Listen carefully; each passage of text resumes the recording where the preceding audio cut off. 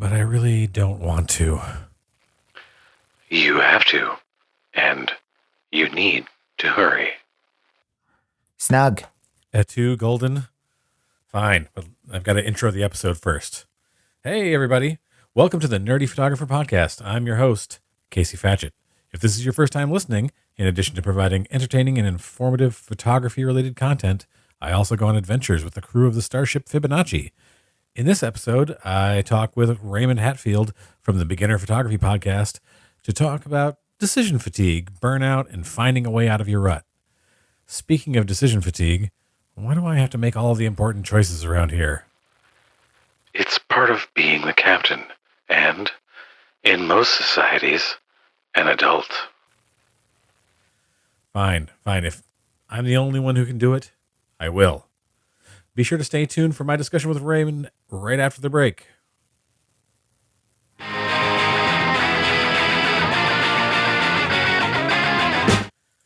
Hello there, Nerdy Photographer listeners.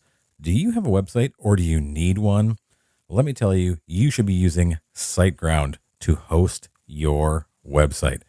I used different hosts for many, many years, and I dealt with so many problems. Terrible support, slow loading speeds, all sorts of attacks on my site that I couldn't deal with. But when I switched to SiteGround, my problems have gone away. I haven't had to worry about my site once in the 5 years that I've been using SiteGround. And right now you can get 80% off hosting and a free transfer of your website. Hosting can start from as low as $2.99 a month. $2.99 a month. That's so cheap. And it's so good. I wouldn't recommend it to you if I didn't use it myself. Head over to nerdyphotographer.com/recommends/SiteGround. That's nerdyphotographer.com/recommends/SiteGround. Or you can click on the link in the episode notes and get over there. 80% off hosting and a free transfer. You're not going to regret it.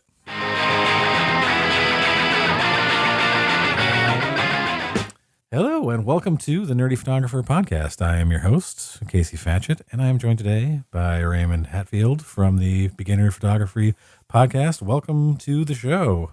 Thank you, Casey. I'm excited to be here. And we're going to jump right in with the dice breaker. Dun, dun, dun. It's a 7. All right. Ooh, lucky number 7. Lucky number 7. What is the best piece of advice you've ever received? Photography or business related? The best piece of advice I've ever received. You know, I've never really been one to listen to others growing up. I always thought I was that kid who thought, I know what I'm doing. Like I could do this on my own. Obviously, it has changed later in life, but I think it was humble brag. This is from myself. The best piece of advice I ever learned is from myself, and it was to take the advice of others sometimes, and that you don't have all the answers, and it is okay to ask for help. Oh, yes. That's a hard-learned lesson. I think that I'm the same way, and like having like I don't like to delegate. I don't know how to ask for help, and a lot of times I'm like, oh well, or there's the fear that no one is going to help. Sure, yeah. There's this sort of mental barrier, thinking like, well, people are busy or whatever, they're not going to help me. But yeah, I think later, again, same thing. Later in life, I've learned like, you know what? If you really need it, the people who want to help you will be there for you. Mm-hmm. Yeah, that's definitely a good piece of advice. Ask for help. It's on so many levels, whether it's running a business, running a podcast, doing photography, whatever it is in your life, ask for help when you need it. Well, I think I like I said, I'm not the kind of person who normally asks for help, and I think in relatively recent years, with the rise of like GoFundMe and all these like crowdfunding campaigns, you see, it's like typically you see the ones that just like skyrocket, like, oh, this person was down on their luck. Boom. Now they have $1 million because so many people, donated to help. And it's like, those are feel good stories, even though they account for, such a teeny tiny percentage of what actually happens. Kind of like what you were saying there about you're scared that nobody's going to actually help. I've always been terrified that I'm going to be in a situation where, for some reason, if I were to need to start a GoFundMe, there'd be like $9 in there. And Yeah. 8 of it would be from my mom. And then my 9-year-old son would figure out how to donate that last dollar to me, and that would be it. And There was somebody, that's a terrifying thought. I can't remember who it was. There's a celebrity. I can't remember.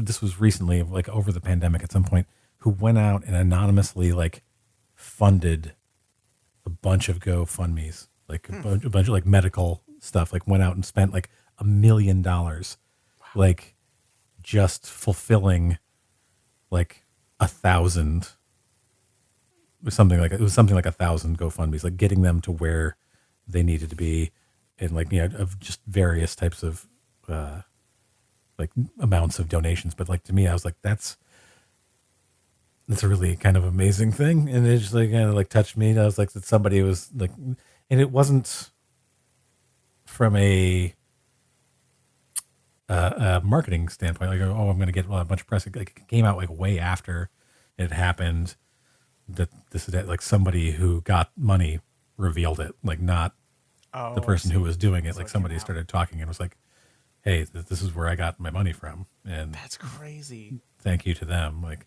I got to look it up. I can't remember who it was, but it was definitely a celebrity, and they just went around and just like spending money like this, and was just like, well, that's what money's for, isn't it? Right. Yeah, like, we were talking before this about, I don't know what I would spend $1 million on, honestly, like ever. But I think if it was a lot of small purchases like that, which is, it's crazy to me that, 1,000 people's medical bills only add up to, $1 million or whatever. I mean, it was. I feel like that's one person's medical bill. Well, I think it was just like, it may not have been 1,000, but it was a lot. There was a lot of people. Yeah. And the fact that it's more than 2 is honestly like surprising. Like maybe they just went in like for some Tylenol, got that $14,000 bill. And, yeah, I mean, you never know with the healthcare the way it is in the United States. Yeah, what if I had $1 million to just spend on something? I was just thinking about this the other day when I saw the announcement, like Seal with his like custom Leica. It's like I'd buy at least one Leica. Just one. Just one, like at least one. What just would it be? Would it be the M6? Probably. Yeah, of course. Yeah. But I'm not getting the Kiss from the Rose special edition. Is it rose gold color? Yes, there is. Is it really? And there's like I think it has lyrics. I think there's a camera strap that comes with it that has like lyrics from that on it. Seal. Yeah, well, he's a photographer. Obscure celebrity to partner with. He apparently loves photography and has been a photographer for like many years. And there's like a whole bunch of like celebrities who are like into photography, like Jason Momoa. His mom, I think, was a photographer, and he just has like this huge collection of Leicas that he shoots with like antique and vintage stuff as well, like just like a lot of film stuff, or like Viggo Mortensen was a photographer. Jeff Bridges, I think, is probably. I don't think he has his own, custom branded Leica, though. No, he doesn't. But he has. I don't know if you've ever seen. He makes the wide lux. Yeah, Yeah. It's amazing. I just like I love looking at those photos and just going like, that's really, really incredible. It's funny we bring up film whenever you went to school for film before getting into photography. Well, why did you make that choice to switch over? Switch over from film, from I guess motion pictures to still to standard pictures. Yeah, so I think it was, and so when I was in high school, I've never been a very good learner, and I feel like I have pretty low reading competency. So whenever we'd have to have like book reports and stuff due in English class, which is just part of the curriculum, I'd always just bomb them. And one book we read, it was The Things They Carried, and I remember thinking like, I get it, like I kind of get like the key points or whatever, but I definitely don't understand enough. I don't feel enough about this book to write like an entire 2 or 3 page report. And I said, I'm not going to tell my teacher. I'm just going to record a short film, like showing that I know what happened here.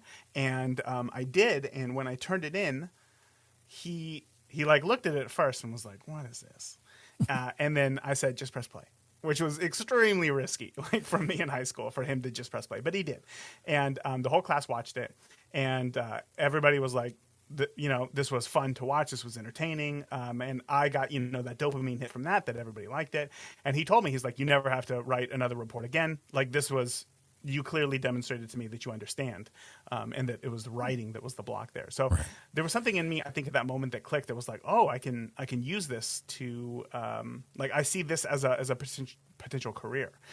So I continued to make movies, loved it, decided to go to film school. I loved the experience, but the job of making movies is very different. As the you know, thought well, of like making you show movies. up on set.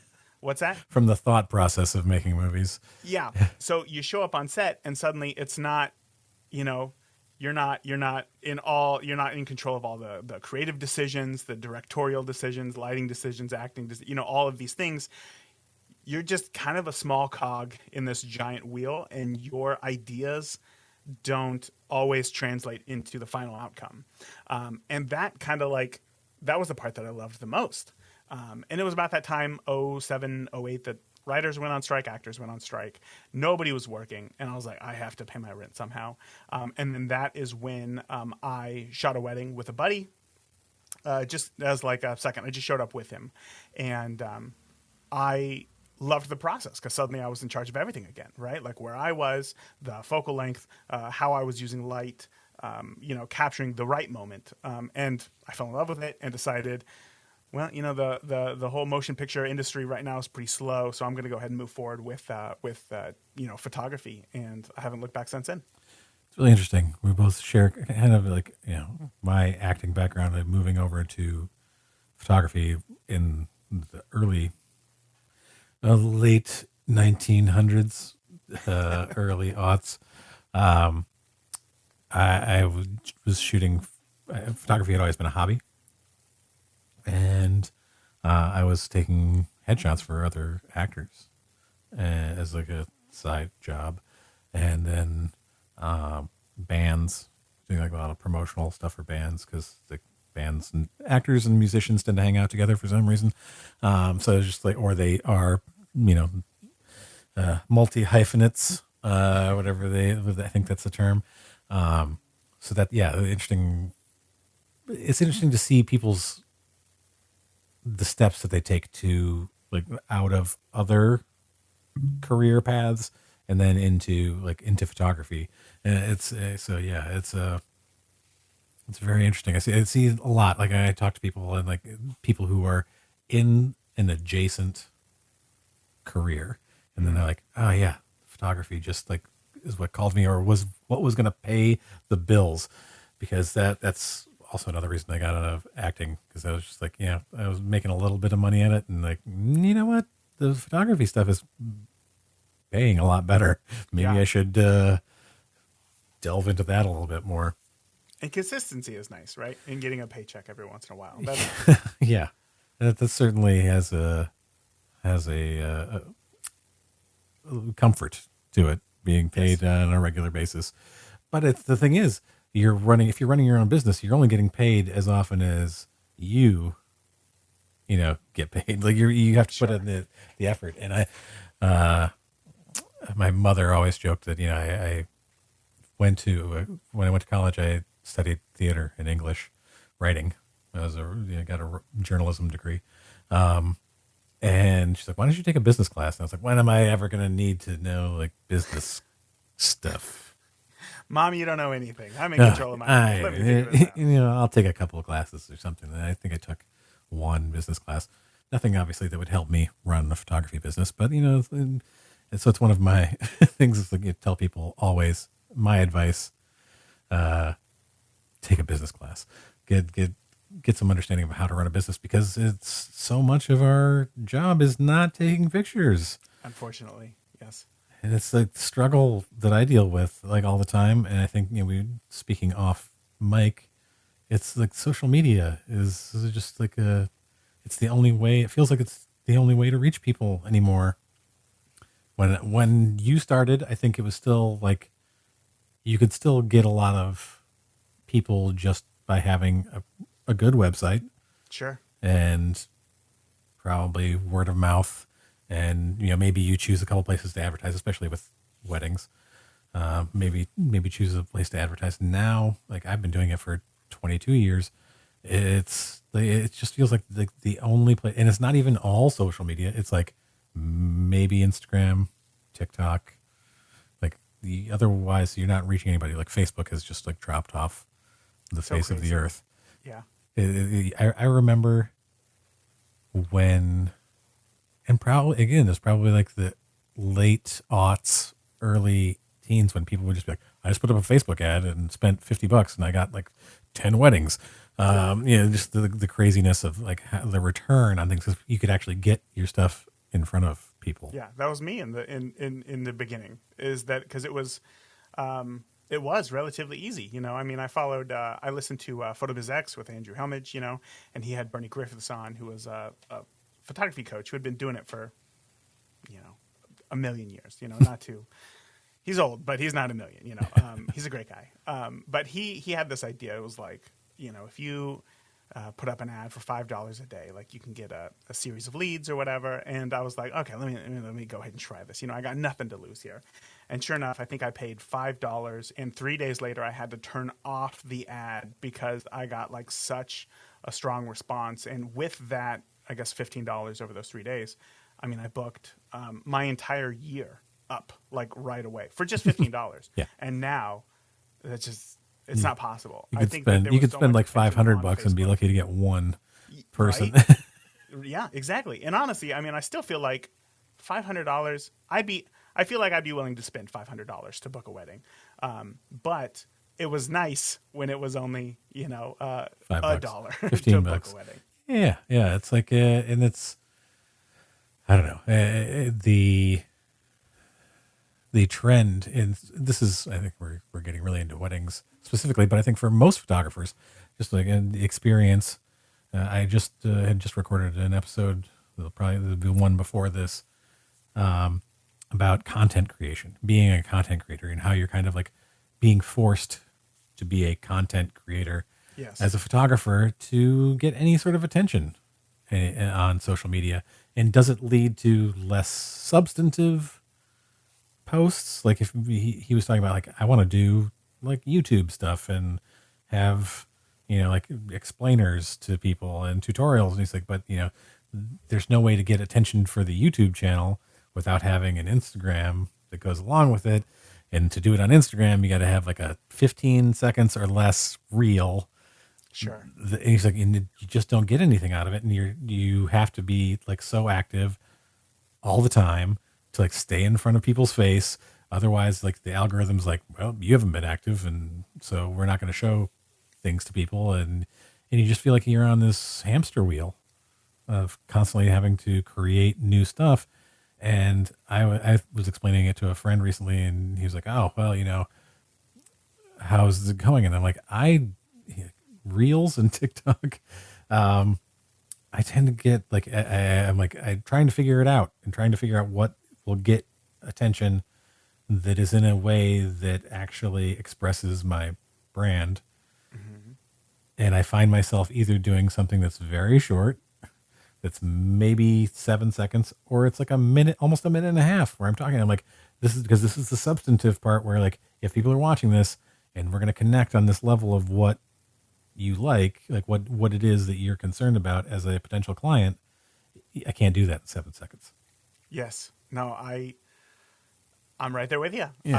I can't stand it. I have not, I still have I think I downloaded TikTok on accident once, and I pretty much deleted it right away. And it just, and I feel like there's this conversation of oh well I'm mid 30s now, and it's like, oh, now you're just too old to be on these platforms, and I'm like, I don't think it's that. I legitimately feel like I could figure it out and it would be fine, but I don't want to be on these platforms.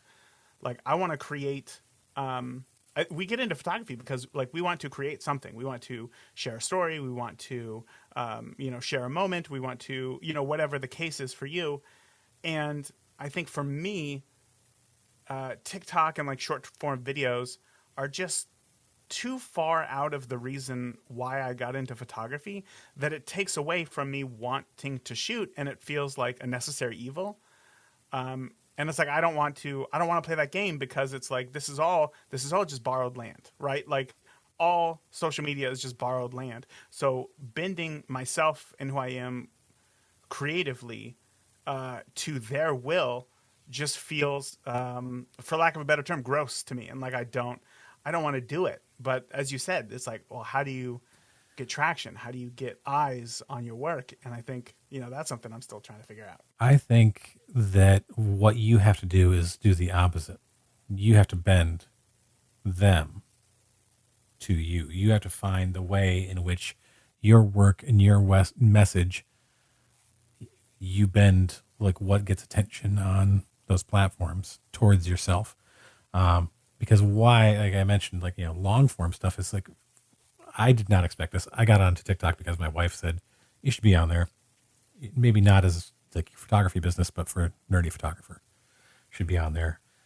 Reach other photographers, tell stories.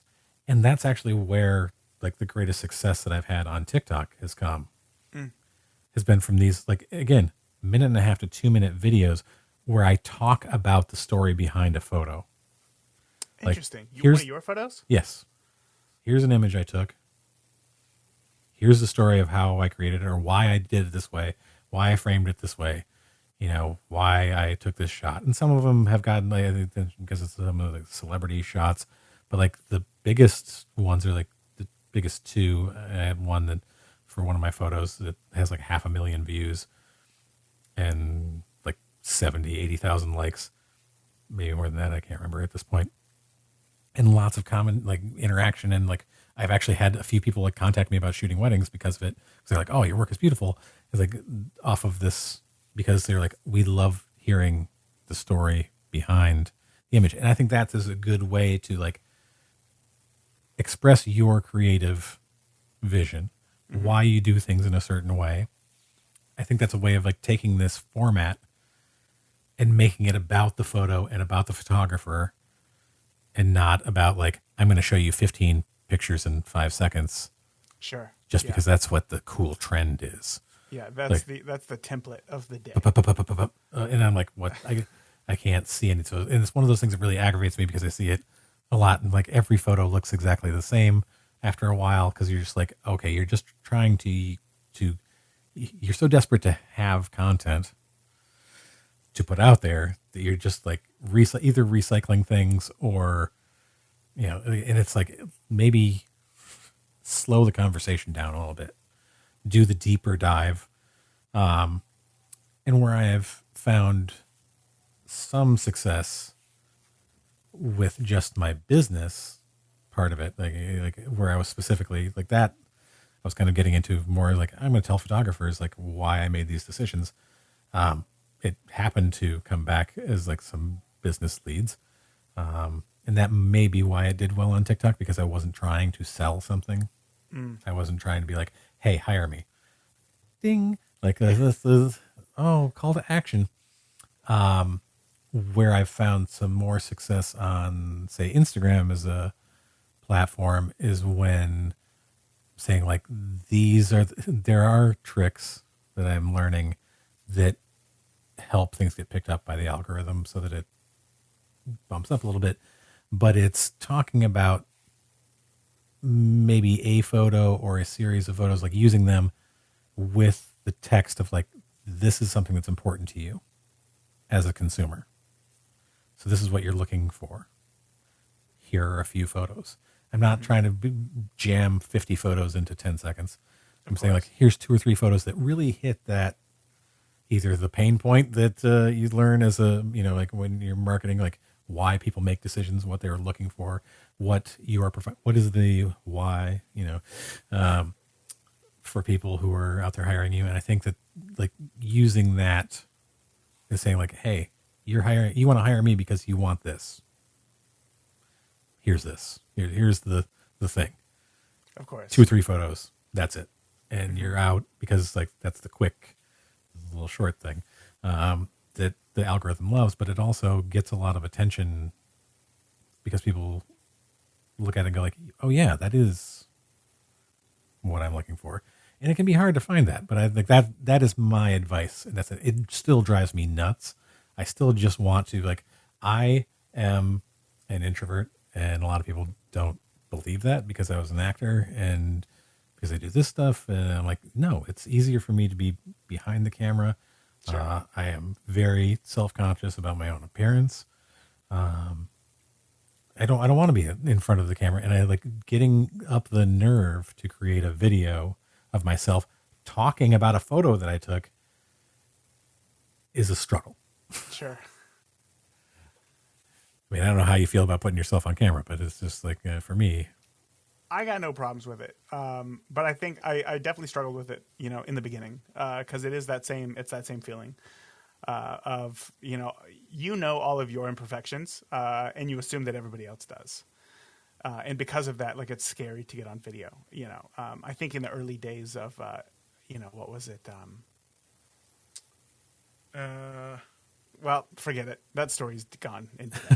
That's embarrassing. But, yeah, I think when it comes to video, like, I think for me, I enjoy talking to the camera. I enjoy, sharing. And again, I think it just goes back to, I'm not very good with words, writing down words. I can be very long-winded. And for me, it's almost just easier to get those ideas out of my head. But again, I guess I just don't feel within my zone of genius, trying to, because I'm long-winded, I'll try to come up with this huge concept and try to get the person from, problem unaware to problem aware to, solution unaware to solution aware to call to action. And I try to do all of this within 30 seconds, and it ends up being like 9 minutes long. Yeah. And I think, how am I going to cut this down? And that's just so over the top of what it is that I want to do. I'd rather just talk for 9 minutes, and the people who can listen to, I don't know, my diatribe, I guess, will respond to it. And then I would want to work with them. And that's kind of what I've been doing. It just doesn't fit me. Like, I get it. I understand why it's a popular platform. My wife loves it. I see all the success on it. I don't think that social media is a bad thing. I just don't think that it is really for me. And finding a way to be able to share the stories that I want to share is just that thing that I have to figure out. And I think at this point it's going back to blogs, and it's not having the same discovery, but having more space to be able to tell those stories. Yeah, to be able to tell a story. And I was going to say that, like, one of the things that I've found in, don't know if you have found the similar in talking to other photographers on a regular basis, the ones who have success and who have a sustainable success, I like to say, because if you plan to do this as a career, you need to be able to sustain, and you also need to be able to scalable success, because I've seen a lot of people who went from, again, in the world of weddings, went from shooting 5 to 10 weddings to all of a sudden oh, I've got 50 weddings next year. And it's like, what? Yes. Do you know how to handle that situation? Because that's a lot. You just 1,000% increase in your output and needs from clients. That's a lot. You have to be able to scale that up. But the thing that I am finding more and more so, I guess, since the pandemic started, it's SEO, search engine optimization. Get in with, it's becoming more networking, and real networking, not just oh, hey, I know you. It's a beneficial relationship for both of you. It's people who will give you, will refer you in some way to clients for weddings. That seems to be best for people to do venues, because that's the first place people go. They book the venue, and then that's an easy one. Yeah, that's the easiest spot there. But that seems to be where things are circling back to. Your website, your search engine presence, and referrals from other vendors or other people. I mean, because we lived through the halcyon days of the early social media, where people would click off of a platform to go and check out your work. But I think that here's the thing, and this is the real hurdle for anything. I think it kind of just dawned on me in a way, as I was saying that, like, yeah, they don't want you to click off. And that's one of the things like TikTok, especially, does not want people leaving the platform for any reason whatsoever. Stay there, keep devoting your eyes to the platform. They don't like if people mention, oh, I have a podcast. I learned really quickly. Don't say, oh, on the next episode of the podcast, this is what's happening. Oh yeah. Just, yeah. And then I would see other creator people like talking about like, oh, I've got like, and they would be really creative about saying, I have a YT channel. Oh my gosh. If, maybe you want to go follow me on, the IG app, like saying, because they were like, it would literally like pick through people's words because it listens to, it analyzes.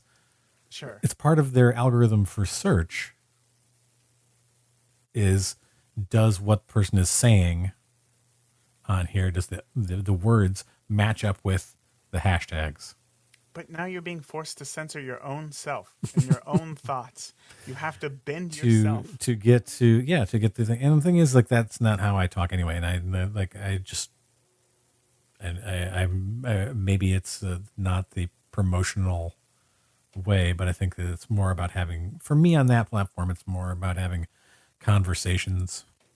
I think it's what people respond to, and maybe that's where social media is going. And as much as whatever there are problems with algorithms and things like that, it's also knowing that if you're look back at the things that have done very well for me there, it's that I was really talking about the things that, people wanted to hear. I wasn't using like the promoted hashtag to try to like tack on to somebody else's exposure. But yeah, like finding like whatever, like we find social media actually becomes more social. That's great, unless like pitching things to people. That's wonderful. I would love for there to be a platform where still images get attention. So I guess I have a question for you. First of all, is the name podcast in your TikTok name? No. Okay. So is it just what is your TikTok name? The Nerdy Photo. There you go. So everybody go follow the Nerdy Photo on TikTok, right? Okay. So yeah, see, I guess if you have to go that far, right, that you can't even have podcasts in your name, because I was trying to think, because in my head, it's not having podcast in your name. It's that if you're saying podcast, like, but you don't think that your name has any impact? No, because there's two guys who run. I live in New Jersey. I'm right near New York City. I used to live in New York for 20 years. But like the Garden State podcast is like very popular. But their YouTube, or not YouTube, their TikTok channel is video of them, like, and this is what I try to tell all of my podcast friends even outside of like photography podcast friends. I have so many of them who are on TikTok, and like all they do is like, on my next episode of the podcast, or they're just like, it's video. It's like this, like, slideshow of like, this is like the topics that they're covering, and like just saying it's a podcast episode. The Garden State podcast, I think, does well because it's the videos that they post are the two of them, like a clip from the show of them having a conversation about a topic. I see. And it's like, here's a 15 to 30 second portion of our show where we are talking about a particular thing. And that's it. It's not like, they never say, go subscribe to the show. Mm-hmm. They never say that. Like, this is just another channel for them. And like, they've got 100-some thousand followers. Yeah. I think we're at this point now to where, like, if I see two people talking in a video, I have to assume that it's a podcast. So like, that's great. Obviously they're using it in a promotional sense, and that works. Yeah.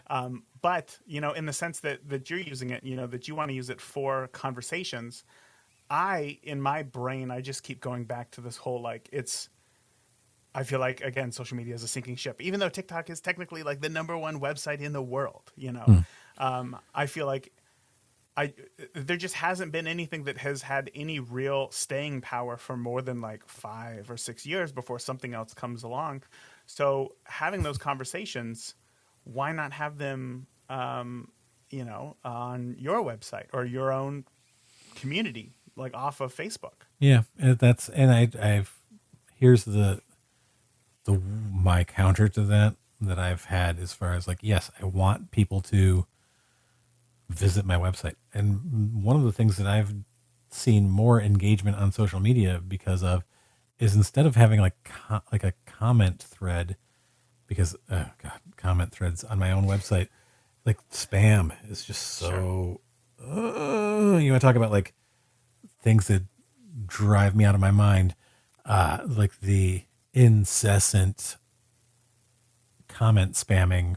Like I had to switch website hosts eventually because it was just getting so bad. I was getting like brute force attacked Wow. all the time by like spam bots and all sorts of things. And also that host wasn't very good. Go to SiteGround, everybody. nerdyphotographer.com/recommends/SiteGround. Save on your web hosting needs. Just a little plug in there. Because like so I like shut off comments on my blog because it was just like I was rarely getting any comments. And what I've found is like instead of a call to action to say like, hey, hire me, if you want to continue this conversation, come find me on social media on these platforms. That's what you would say, like on blog posts? Yes. Like, oh, if you want to like have this conversation, like you can find this topic, like where I discuss this topic, or whatever, or you find the post about this wedding or this shoot, leave me a comment. Here's the link. But Like, how many of them said Facebook and then eventually said Instagram and now say TikTok?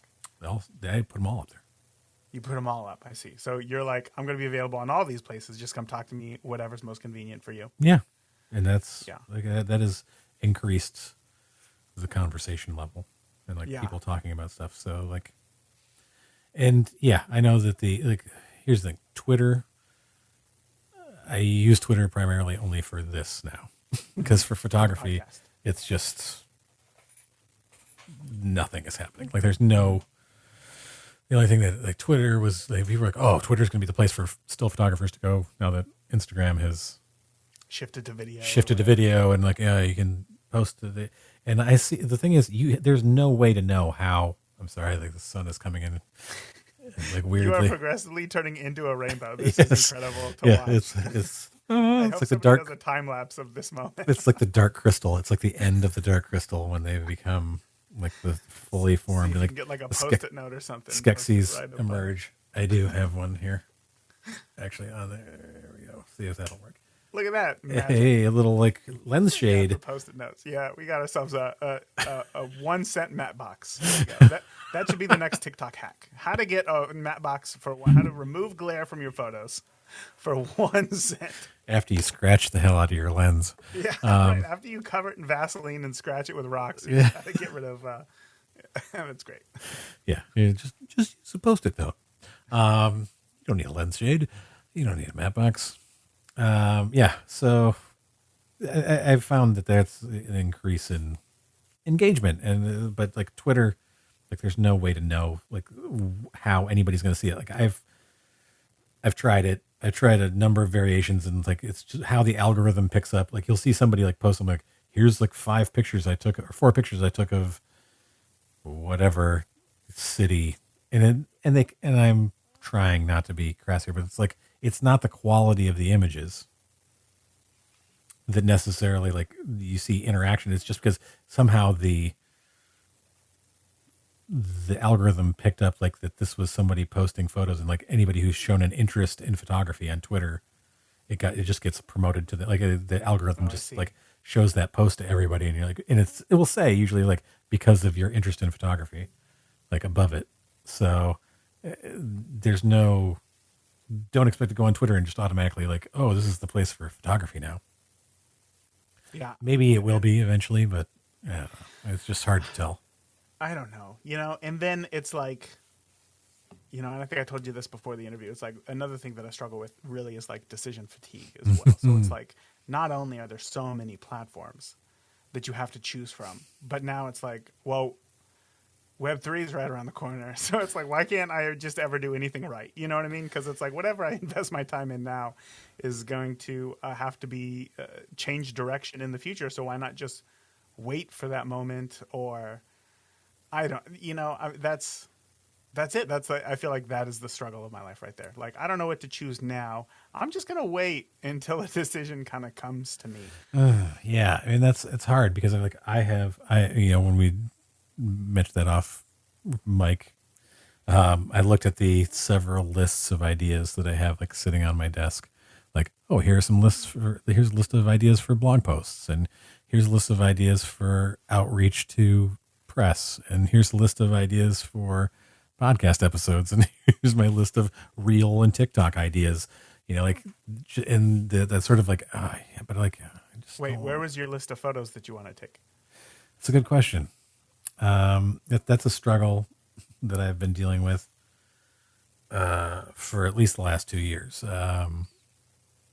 A whole other topic of conversation where like I just feel like I have some projects that I want to do, but I just feel like, and some of those things, like some of those ideas for like videos are like, okay, I want to do this project, but I want to also like record this as part of it, or talking about past projects and like trying to get that creative juice back, because that is something I'm struggling with, the fatigue of running a business.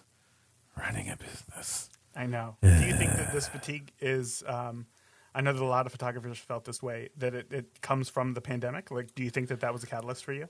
I mean, there was fear. I think it was the pandemic of like, where's the next, how am I going to pay for stuff? Because weddings were 80% of my business. Yeah. 85% of my business. And just going like, oh, well, that's gone this year, at least, maybe following year. I mean, it's just finally starting to creep back into like normal-ish again. And, that sort of, maybe we'll talk about this in a little bit, but like that sort of made me take stock of what I was doing and like, what do I want to do? And I had this conversation with other photographers who I know who are like primarily studio people. Like, I don't know if you're familiar with Johnny Edward. He was on, and he's like, I don't know, just like, it blows my mind, like looking at his photos sometimes, and I'm just like, oh, man, I wish I had a studio. Yeah. Which is funny because I lived in New York City for so long, and I had 2 different huge studio spaces that I didn't use. I shared them with other people. I didn't use them to shoot in. I was using them to do meetings about weddings, because I was shooting like 30 weddings a year or something like that, and just being like, I was constantly doing meetings, and I never had time to work on anything. And so I would occasionally do like portrait sessions there, but it really wasn't. And the reason I got rid of them was because I couldn't, the rent got raised, and I was just like, why am I spending this money on a studio that I don't use? I'm just going to get a meeting space. But now I'm sitting there like, man, I wish I had a studio space. Yeah. I'd like to like delve creatively into my lighting, or like really think about a project and just like sit down and like, I'm going to need space to do this, that sort of thing. And like maybe getting into that more than just like running outside and shooting things outside where I can and bringing my portable lighting with me. Yeah, it's I think that the pandemic made me think differently about the business, Yes. for sure. And like, and it's something that I've seen a lot because okay. In your We're about experience, to go deep. yes. But do you remember when everybody's like, you have to be super specialized in your photography? Yes. You have to have super niche, super tight niche, because that's how you're going to get like the people like who really want what you offer, is by being like super, super, super focused. And you're seeing people become more generalized again, and like opening themselves up to other kinds of business. Do you find that like for yourself, or like you like? I find that I have just like different areas of focus. Like, I definitely see it, I think, in the industry. And I think one of the, best examples, and I don't know if this is, and I asked him, so I guess I'll set this up. So I interviewed Joe McNally on the podcast a few months ago, and he said, I specifically asked like about this question, being a specialist versus being a generalist. He very much prides himself on being a generalist. And I asked, I was like, do you think that this is do you think that somebody coming up into photography today could still be a generalist? And he said, it's going to be a whole lot harder for you, you know? And I think that being known for something, Right.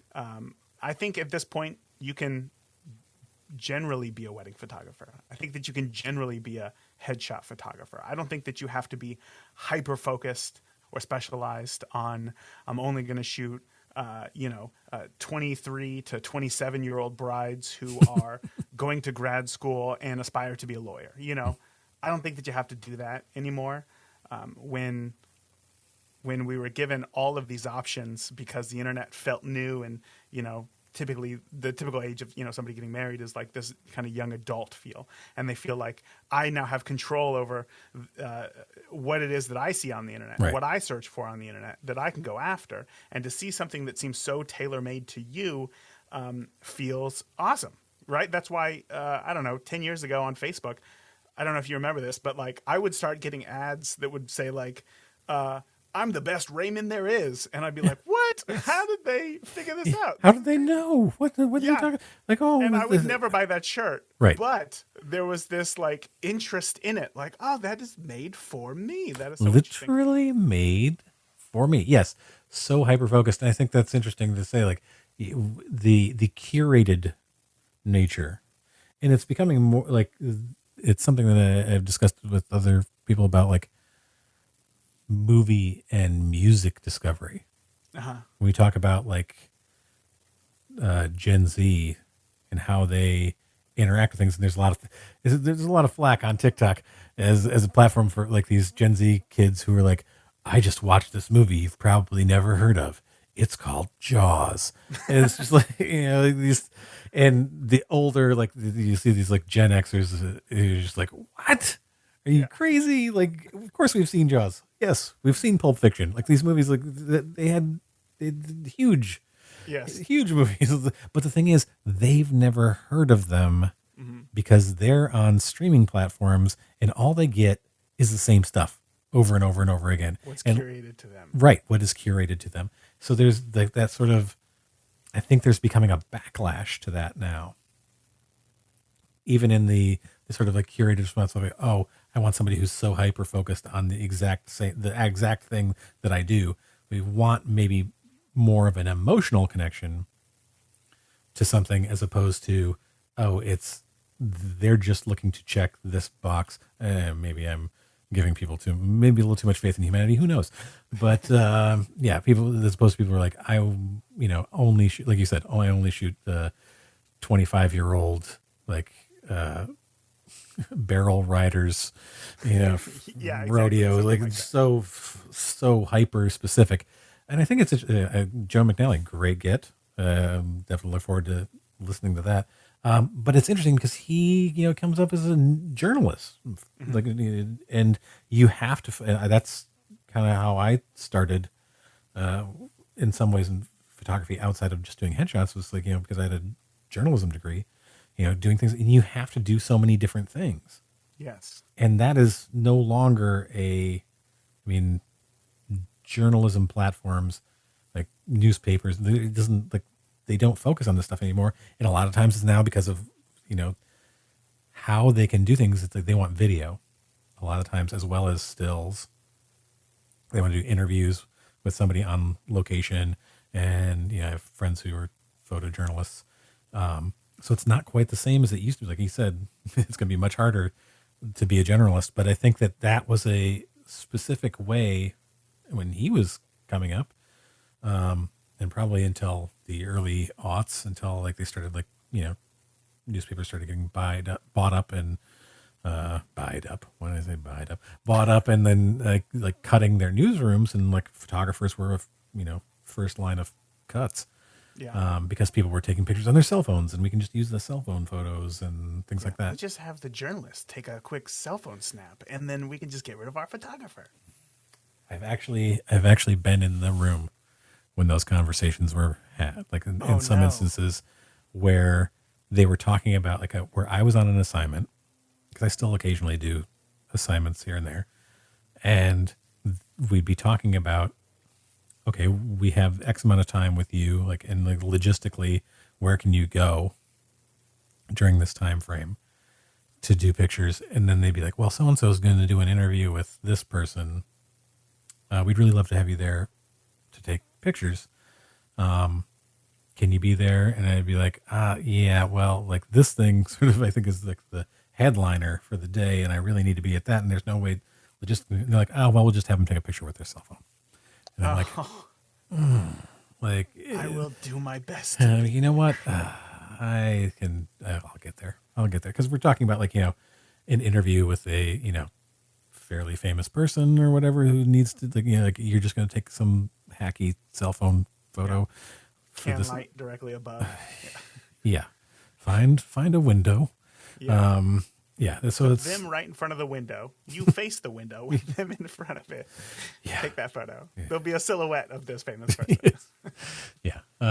It's artsy. It's artistic. Very artsy. It's a choice. Yeah. Can people recognize who this is? From the silhouette. And not a profile either, just like the back of their head. Straight on, yeah. Look at those shoulders. You know who it is. You know those who broad that is. shoulders. You know who that is. So it's I've been in that room, and I think it's just like there is a need now more than ever for visual content, but there's also this sort of sense that anybody can produce it with your phone. Oh, cinematic mode on my iPhone. I think that's one of the things that especially for people who are starting out, I like what you said, is like, you can be more general if you're already known for something. Mm-hmm. If you're already known as the wedding photographer or the headshot photographer. I think a lot of it had to do with, I think that there's this change in recent years because there was so much information that people should be a specialist, and then they niched down so deep. And then I think it was those brides who hired the photographer, like, wait, I'm 25. I want to be I'm an aspiring lawyer. This is the perfect wedding photographer for me.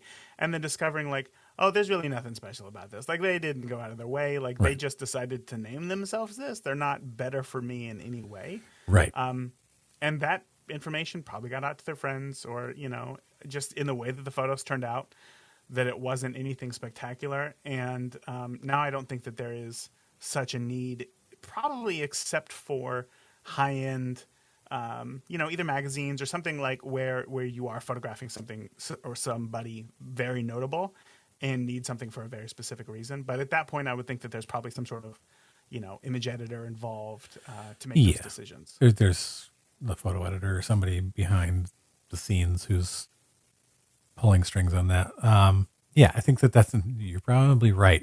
I think there's and that's what I'm talking about, like the backlash for like these hyper specific things that people were just like, oh, they're not actually that hyper specific. It's like they went to a marketing class and were told what their ideal client profile was.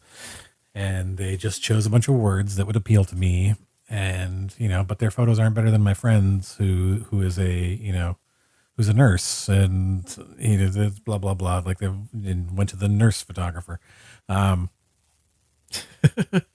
then also those photographers who are like, oh man, I have 6 weddings this year. Now, great that they're all, these aspiring lawyers that are my ideal client, but is the market size really big enough to sustain my business year after year? And then they get relaxed on these things. And I think that they probably found more success. And then they just continued with it. And I think that's how we kind of got to where we are today. Yeah, I think that there's 2 things. You either had the people also probably why the people who get out of weddings after like 5 years and then become marketing, like they're more like, I'm going to teach you my marketing scheme, because they just like take what they bought from somebody else and they like repackage it and be like, I'm going to be a marketing expert. Because I'm really not. And then that's always the question I ask, like, well, if you're doing so great, why are you teaching classes on how to market yourself? Why are you spending most of your time trying to sell me on your class? Because there's a whole other, funnel of money that can be made. And it's, that is what it is. But I think that people got too specific. And instead of thinking about, like I was saying before, the emotional connection, as opposed to this is totally based on your job or specific, very specific age range. I think that it's, or what TV show you watch the most. Right. If you don't like Scrubs, I'm not shooting your wedding. I'm sorry. I'm the Parks and Rec photographer. I am not the Office photographer. I know they're very similar, but I am more of a Ron Swanson than, Yeah. a Michael. Scott. Yeah, I'm not a Michael Scott. I'm a Ron Swanson. Yeah, that sort of granular, like super granular attempt at distinguishing yourself from everyone else. At least How do you stand out then? Like if you can then be a quote unquote generalist photographer, say in my case it'd be Indianapolis wedding photographer. How do I stand out against all the other Indianapolis wedding photographers? I think personally, and where I have gained the most ground in photography has been by focusing on the emotional reasons why people like a certain type of photo or the experience that they have while having their picture taken, as opposed to being so specific about, Their demographics. Demographics. My demographic is people who aren't comfortable on camera. Mm-hmm. Personally, that's because I am not comfortable on camera. And so I have made it a big deal for me, like how I make people feel at ease in front of the camera. And there are lots of people who somebody goes, well, this isn't your type of person. They look how outgoing and whatever they are. I'm like, no, I got them to feel comfortable doing that.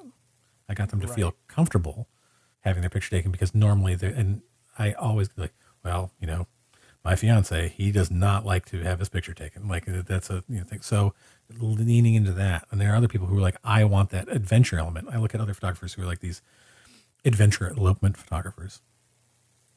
It's about the experience for them, and also like that they have somebody who shares that ideal of going out and climbing a mountain. I love to hike. I am not climbing up a fucking mountain. As beautiful, be a helicopter as at the bottom of that mountain. as beautiful as these photos are, and I'm not gonna say that because I'm hoping to interview some folks who do that in the near future. But it's just like I can't imagine spending like there was a guy, I can't remember his name right now.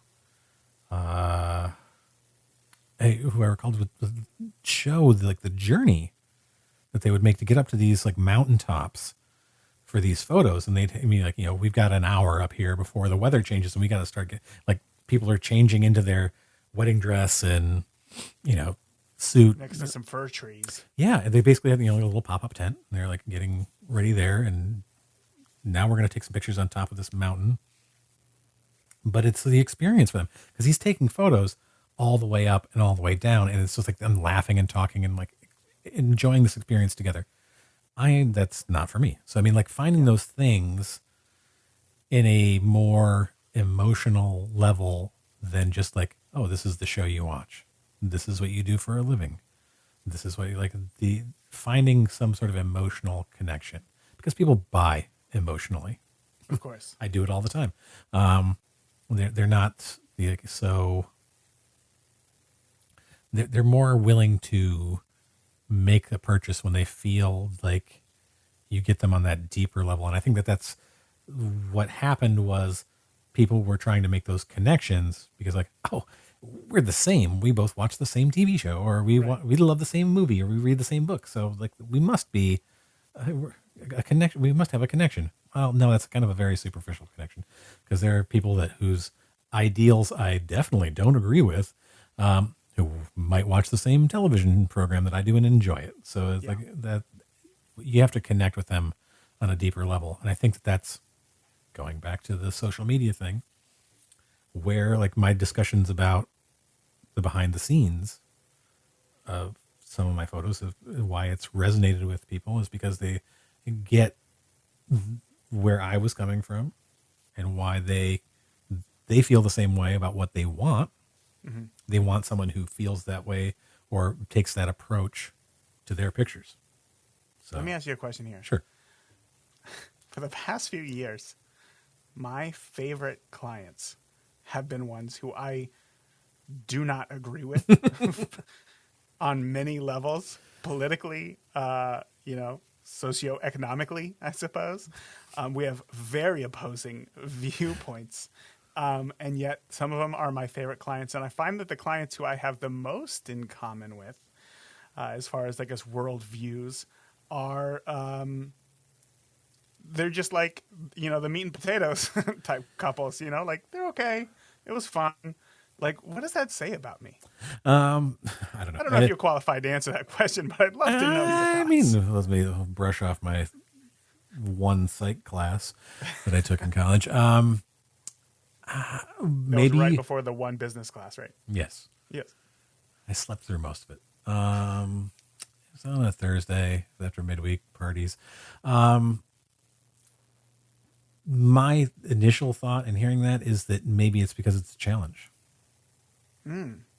You feel challenged by those people in some way, and that's giving you a sense of purpose. Because, I mean, listen, I've been doing weddings for 22 years. I don't know how you feel about weddings, but like, I definitely go through phases where I'm just like, I don't want to do this anymore. Oh yeah. I can time it out every 5 years. Oh really? The cycle. Oh, so you're thinking like long term, not like I'm ready to go home tonight. Oh, but like, I'm ready there to have been get those. out of this. Oh, no. I'm talking long term. And there are definitely those times where I'm like at a wedding and I'm just like, Yeah. And the exit is 6 hours after the cake cut. like looking at my watch, like, really? Did you really need to hire me for 10 hours? There was one wedding, like I've done 750 something weddings at this point, and I kind of go like, there are things that like pop out of my head as like bad experiences, are very slim. Like, it's a small percentage. It's not like an overwhelming percentage, but there was a wedding I did where no one danced at all. Like I did one of those as well, and I got to tell you that story, but I want to hear yours. Like they came out and did their first dance. And there was like one, like, then like people came out and danced with them, like immediately in this, like for the song after the first dance. And that was it. And it was just people sitting at tables. And by choice. Yeah. It was like, they were like, we don't feel comfortable dancing in front of everybody. The DJ, who was also a saxophone player, because he would like come out and do this like I'm gonna play along with this song or whatever, and he's like trying everything, and he just keeps looking at me like, how in the hell do I get these people out of their seats? He's like, I don't know. Like, I'm trying like different genres of music, and they're all just like sitting around like and I'm looking for photos. I am so like, what do you do? Eager to try to like find somebody having an animated conversation, and there wasn't an animated conversation to be found. Everybody's just looking at their napkins. Yeah, they're just kind of like, oh yeah, the food is great. Oh, thanks, Dave. Like, well, why do you hope traffic isn't too bad when we leave? Oh yeah. What do you think happened right before the wedding? Do you think maybe it was a doomed relationship? And no, was like, I don't. They're really going through with this. I don't think that was it. I think it was a weird crowd. It was like, it wasn't young. Well, they were like some teenagers and small children, but then the rest of it was like a kind of like, there was no like 20s and 30s crowd who might be the kind who like, at least a few of them get on the dance floor, and then like the older people are like, hey, you know what? We're going to join you. Hey. Yeah, like, we're young too. None of that.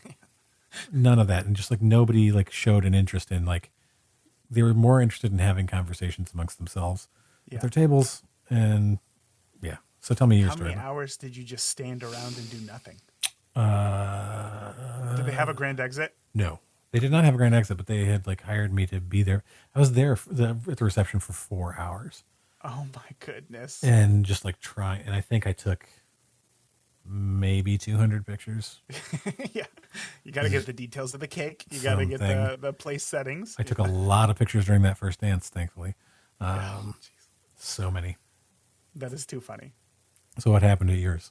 Well, this one was actually one of my most recent weddings. This was a couple, and they were very young, almost. I don't want to say too young, but almost like I think that they had both like just turned 21. All right, and they had told me before their wedding, they're like, we love board games. Board games are our favorite things ever. That's how we bonded.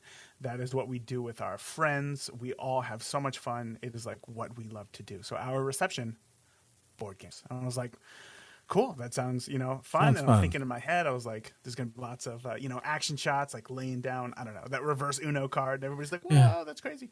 Whatever it is. Come the day of, I find out that they told everybody not to dance. Like, you're not allowed to dance. And because they wanted to encourage people to play games, right? And it was a beautiful summer evening. Outside, there were games as well, like yard games. People were playing those. But you could kind of feel it, that the energy was kind of shifting after a while. Like, people are kind of hey, like, we've played 4 rounds of, Cards Against Humanity. What's like, can we do something else? Can Like, we do something else here? And can we then I dance? think they also had an open bar. So so the aunts and the uncles were like, we're ready to move and groove. Like, that's what we were expecting here at this wedding. So they specifically put up the dinner buffet in the middle of the dance floor, again, to discourage dancing. Discourage any dancing. And at one point, so they just had, because obviously the music wasn't a big deal to them. They just had a Spotify playlist going on, and that was working out just fine because nobody was dancing. And then at one moment, I was there looking at the couple, and I'm taking their photo, and they were playing Ticket to Ride, right? Which is such a fun game. So I was like kind of into it. I was like, oh, they got the LA to Miami. They're doing it. And at that moment, I saw the ants rush past me, and I kind of look at them because there's now commotion going on. And along with their husbands, they all grab a table, move it off to the side, and then they play Earth, Wind, and Fire's September. Right. And then at that moment, as if everybody knew what was happening, every single person got on that dance floor and just had the most amazing dance experience I had ever seen in my life. And there was probably 5 people at the table playing games with the bride and groom, and you could tell that every single one of them wanted to get up and dance so bad. And the bride and groom didn't even register it. Yeah, at all. They just continued. They were like laser focused on this game. They weren't paying attention to it. Everybody was having a blast. And then the second that the song ended, they picked back up the tables. They brought it to the middle of the dance floor. Everybody went back to their tables, and it was as if nothing had happened. Like, nobody had the idea to, hey, what if we just kept dancing? Yeah. But you could tell in the couple's eyes that it was just fire, behind the eyes, and they were not happy about it. And in that moment, I was like, I'm so glad that I saw this in person because I wouldn't have believed it otherwise. I never would have believed it otherwise. Yeah, but the rest of that time, it was just kind of lots of standing around and talking to family members and friends and like, how do you know the couple and stuff like that, because you can only take so many pictures of croquet and cards and cornhole. Yeah, exactly. Little ultimate frisbee or whatever it was, and you're like, okay, I'm ready to go at this point. But at this point, I mean, I had been ready to. I think during the pandemic there was really a change within me that I've realized. Some of the weddings after we were allowed to start shooting weddings again, I thought to myself, I'm ready to go home.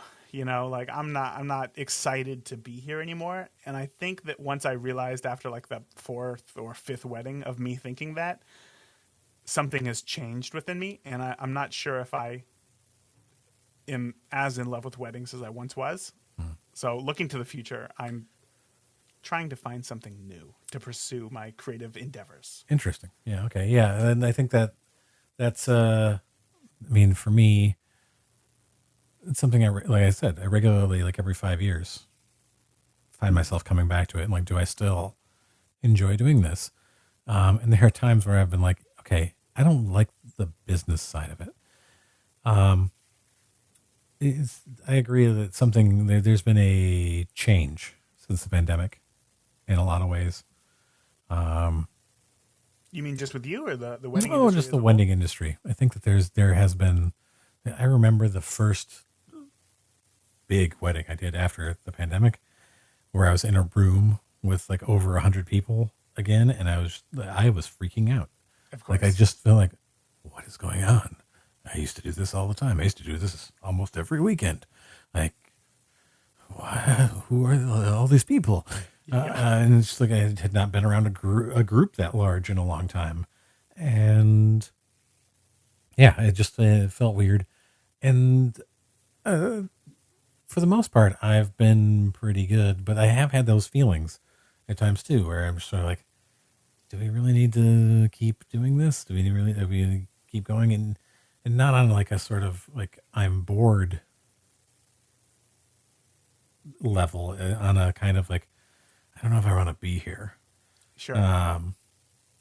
That occasionally happens. And I think that it's become more frequent since the pandemic than it was pre-pandemic. I think pre-pandemic, that was kind of this crowd is not my vibe sort of thing. Like, yeah, I'm not digging the drunk music festival. We're using pyrotechnics indoors thing. I just, don't feel safe, or, like things That's like funny, that. because that's exactly how I marketed myself as a photographer. I was the photographer for people who were having pyrotechnics indoors that were definitely not safe. Dude, I had a wedding once where they had like sparklers, like the in bottles, like the shooting out, like, and they're like carrying the bottles around, and there's like hanging fabric, they're like decorative hanging fabric. And I kept going like, you cannot do that. Like, you're going to set this stuff on fire. Like, you can't. And I was like, moved all of my gear like close to the door, like the nearest fire exit. I was just like, this place might be going up, and I know where I'm headed when, like, I'm just going to grab my shit and I'm getting out the door. But yeah, I think that there's that. I think on a broader scale, as far as like weddings, I come back to like, do I want to continue to focus on this? What would be the alternative? I don't know. In the photography world, I would like to try to start, like, I do commercial work, corporate work. I do corporate headshots and events. And I think part of it would be to try to get more of that, because it usually tends to be more regular work. Sure. And it's not quite as much of you selling yourself all the time. And I think that maybe is the fatigue that, like, not only in decisions, like decision making, like, what am I going to do? What's this next step? It tends to become like, I have a friend who does it exclusively, but he's traveling all over the world to their various offices for shoots, and like shooting like real estate, like the offices and, the campus or whatever business. And I couldn't deal with like constant traveling that he does. No. But I could deal with like doing, here's my 3 days of headshots that I do every few weeks, or, here's my like corporate events that I'm doing. I think I'm not like saying I want to totally get out of weddings, but I feel like I need to transition into more other things, because it's that whole creatively, I will maybe need to be doing something else, because I am not having those, this is a project I want to work on. This is a photo I want to take. This is a thing, like, maybe there are things that I need to do from the business side. Creatively is a whole other question. Like, what do I want to do creatively? Create projects for myself and find the time, but you need to make the money to be able to pay the bills.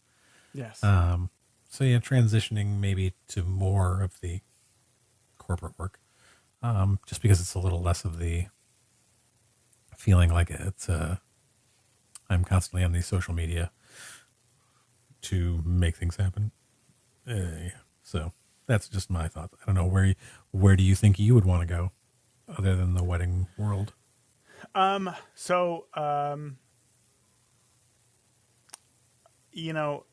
as I kind of said earlier, like the thing that I loved most about photography getting into it was the creative freedom that I had personally, right?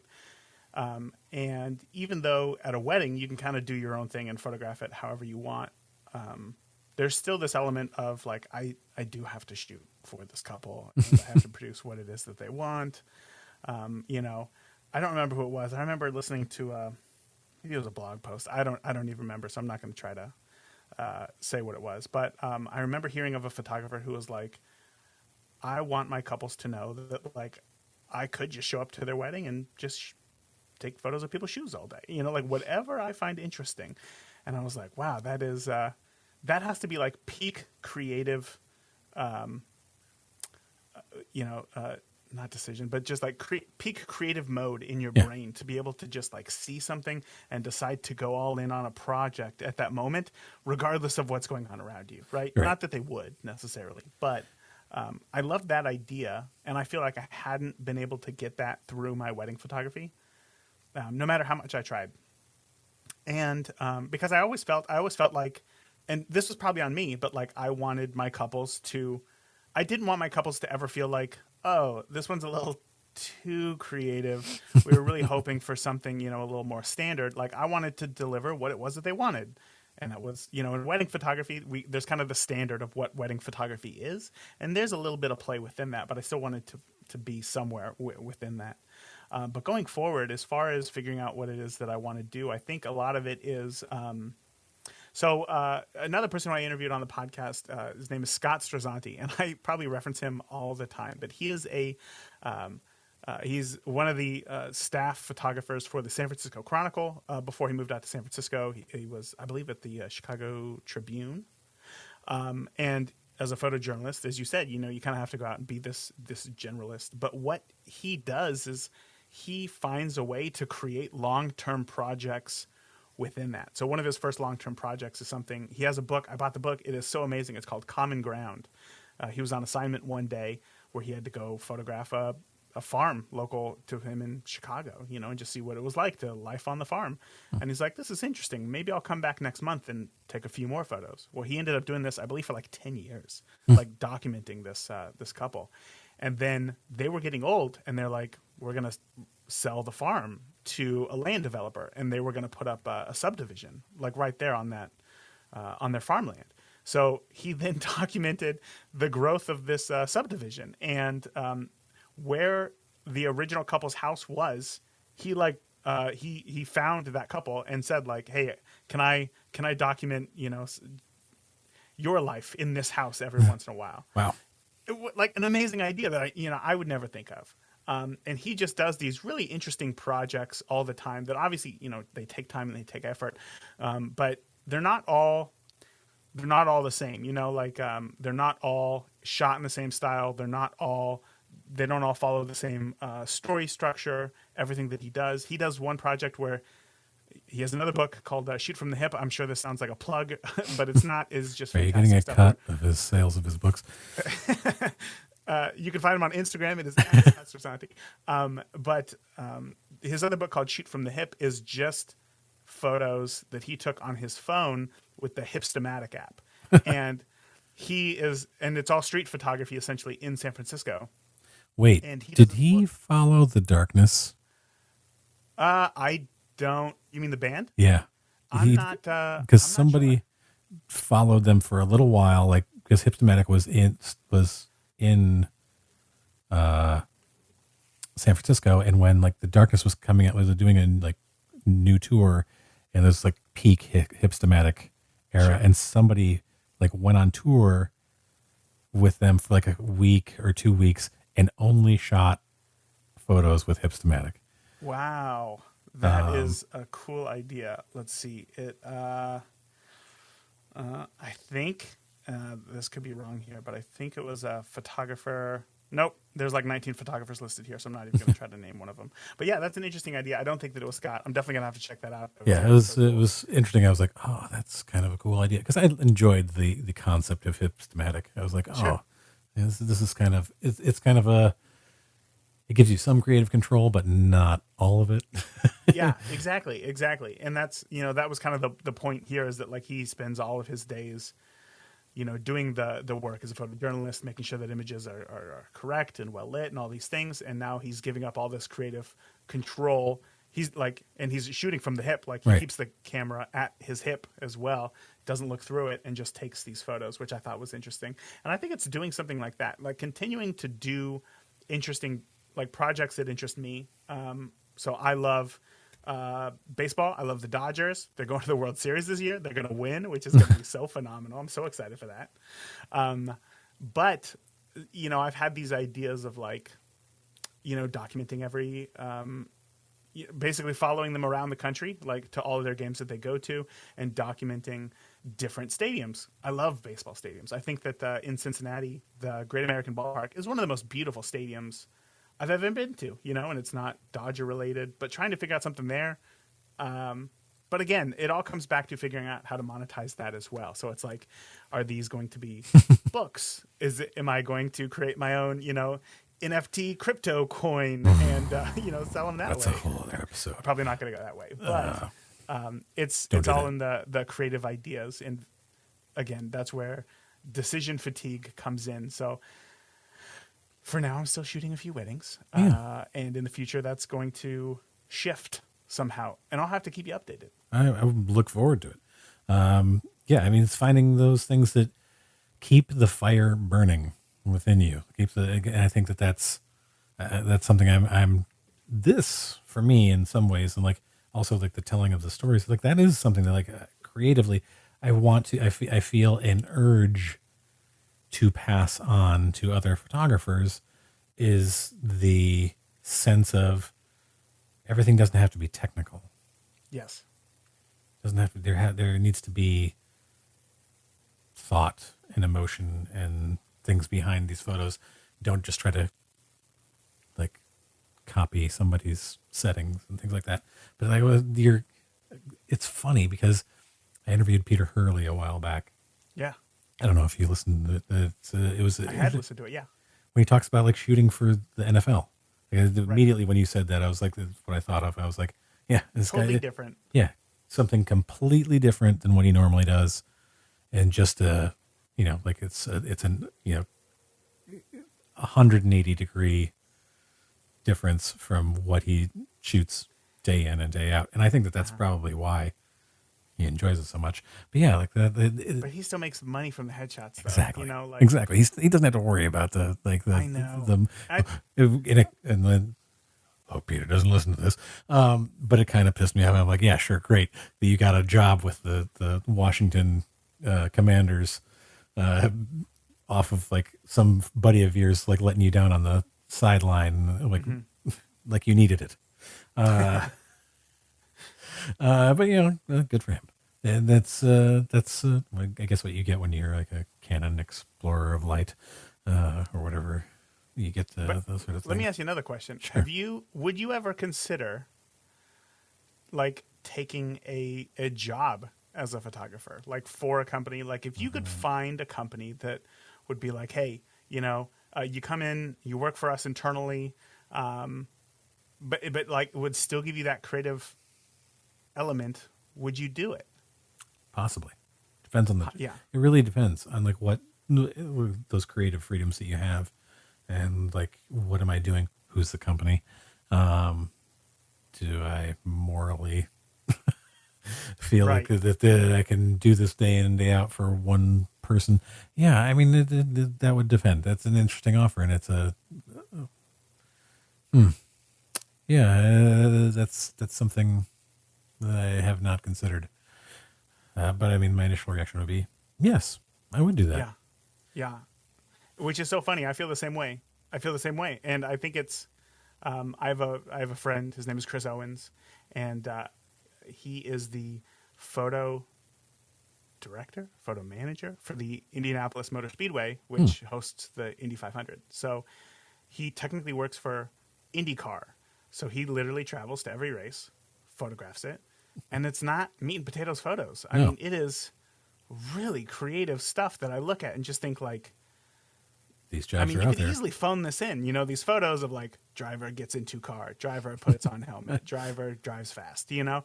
But no, like he's really taking his time and he's very creative with it. And I think it was seeing that made me think, wow, if there was a position out there that I could find, I think I would be open to that door despite all of these, you know, years of being told you got to have, you know, you got to be entrepreneurial, you got to go out and you got to do your own thing, you got to, you know, be your own boss and stick it to the man or whatever.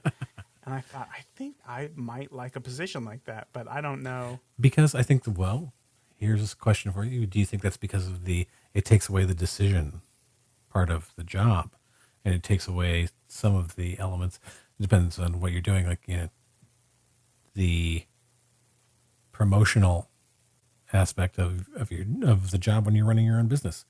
That maybe that's like it's taking away some of that decision, because there are times when I have had the feeling of like, do I do photography? There might be some joy in just like being a construction worker. It's like a Goodwill Hunting moment. Just like, oh, you know, I just want to like show up and do my job, go home at 5:00. But then I really like do the soul searching and go like, no, I need to do something creative. Yes. But I totally get where you're coming from with the like, would they take the job and just like, so I don't have to do the business running of it, and I'm just sort of free. There's a freedom there too. There's a freedom to create the images that, you know, the business wants. That's a really, listeners, will you take Your days this? are numbered. You well, AI, all of our days are numbered. They're going to be creating images. Listeners, maybe take that little thought exercise. Would you take a job as a photographer for a business? I'm going to think about this. We're going to have to like, I'm going to come back to you on the baseball project. And when you mentioned the Dodgers off mic, my first thought was, I grew up in Michigan and I was a Tigers fan. Uh-huh. And you were talking about like Dodgers World Series. My immediate Dodgers World Series image is Kirk Gibson running the bases after the home run. It's like, how many, such an iconic moment. And it's those sort of things, like the experience of it is paramount to the photo, because the photos of those things, and you can see these photos like of those moments. Yeah, like Gibson, like pumping the arm. Yeah. It takes you back. It's like those things that really take you back to the moment, like the experience and how you're feeling. And that's maybe like that is something that I try to capture in any of my pictures, whether it's for a wedding or for other things, is like so that you get that emotional response. Like it has a deeper effect on you than just a snapshot. It's just I mean, ultimately, that's what I hope my kids feel when they look at their photos. When I'm old, you know, when they're old, when they look at their photos, I hope that that's how they feel. Like, wow, like our childhood was pretty cool, you know, based on these photos. Yeah, that's all we can hope. I think that's a good hope. It's a good place to wrap up.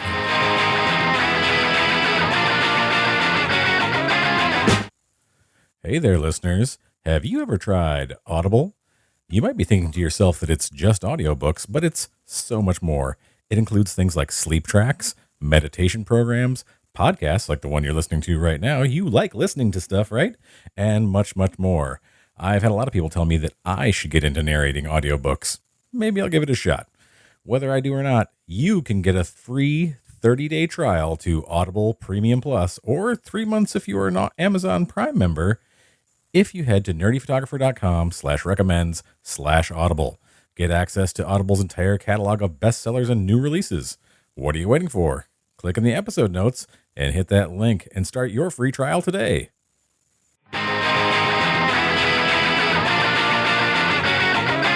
Hey. And now for my favorite part of the show. What's that say? Useless information. This is always death.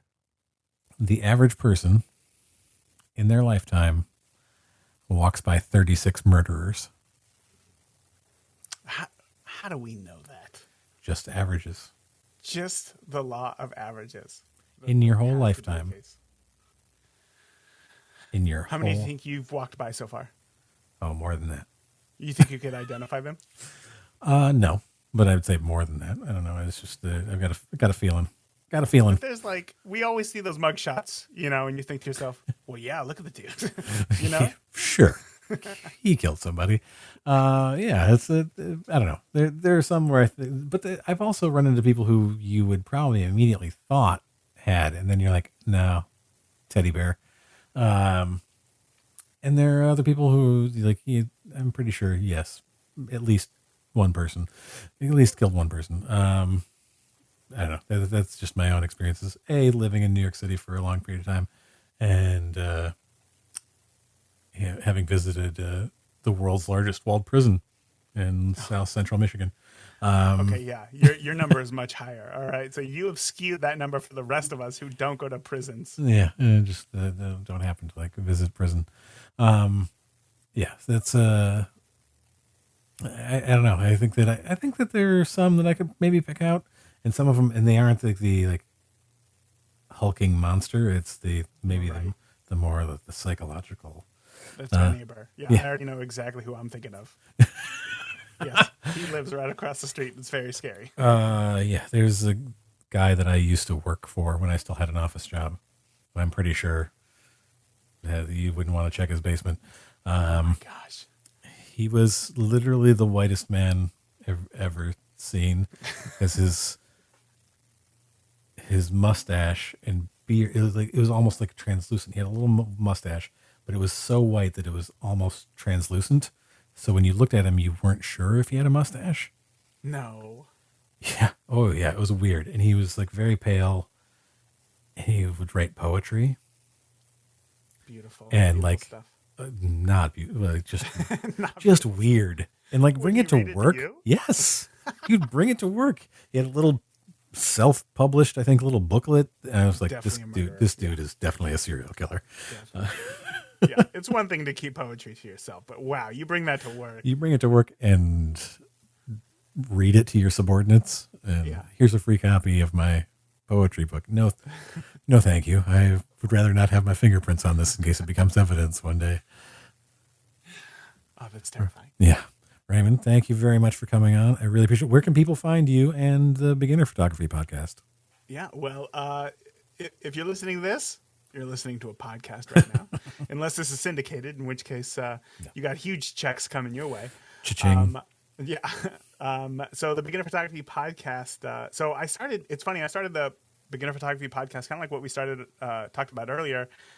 Since I went to film school and not photography school, I always kind of felt like this huge fraud in the world of photography. And this was just a way for me to be able to connect with, notable photographers and kind of figure out how they see the world. So even though the name is Beginner Photography Podcast, it is very much interview based like this. And again, I just really want to know how people see the world. Upcoming, we have some huge interviews that I'm really excited for. One that I just recorded yesterday was with Pete Souza, who I'd been trying to get on the podcast since 2016, when I sent him a link with a typo in it and he couldn't book a time, and he never responded to my emails after that. So that was embarrassing. So always, spell check your emails. That's the lesson that I've learned. That's my biggest lesson. That's a good lesson. So you can find obviously the Beginner Photography Podcast in all of your favorite podcast places.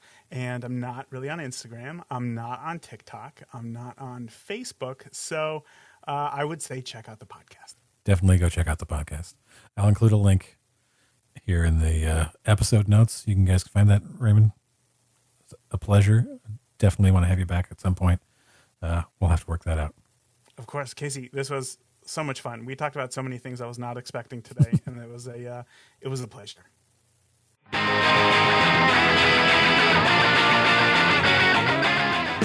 And we're back. Many thanks to Raymond Hatfield from the Beginner Photography Podcast for coming on the show.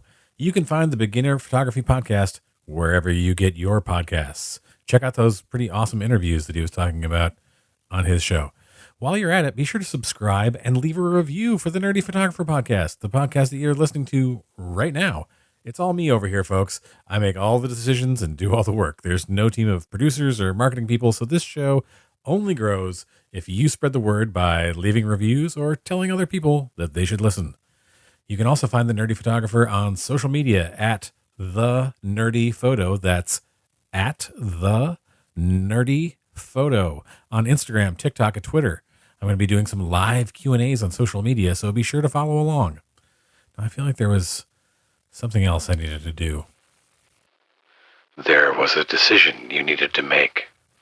Oh, yeah. But why do I always have to choose the lunch order? Because you and Golden Hour are the only beings on this ship who require food. And he will literally eat anything. Yeah, snug. Fair enough. It's taco time.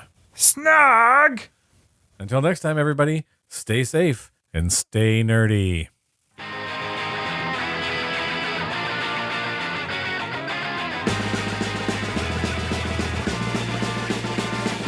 Who's that coming back to town? You better start listening. Who's your heart been beating about? You better listen.